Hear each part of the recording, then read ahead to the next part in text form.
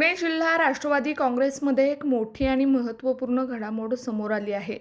जिल्हा परिषदेचे माजी अध्यक्ष देवराम लांडे यांची पुणे जिल्हा राष्ट्रवादी काँग्रेसच्या प्रवक्तेपदी अधिकृत निवड करण्यात आली आहे।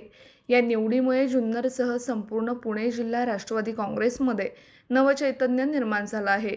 राज्यसभेचे खासदार पार्थ पवार यांच्या मार्गदर्शनाखाली जिल्हाध्यक्ष राजेंद्र कोरेकर यांनी ही महत्त्वपूर्ण निवड केली आहे। या निवडीची अधिकृत घोषणा माजी आमदार अतुल बेनके यांच्या उपस्थितीत करण्यात आली। प्रवक्तेपदी निवड झाल्यानंतर देवराम लांडे यांनी त्यांची भूमिका स्पष्ट केली आहे। पक्षश्रेष्ठींनी माझ्यावर टाकलेला हा विश्वास मी सार्थ ठरवेन।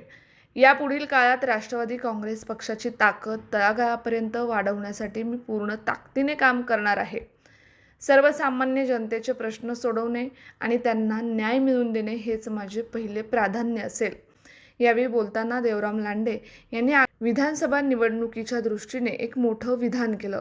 येणाऱ्या काळात जुन्नर तालुक्याच्या आमदारपदी अतुल बेनके यांनाच पुन्हा प्रचंड बहुमताने निवडून आणणार असा ठाम विश्वासही लांडे यांनी यावेळी व्यक्त केला।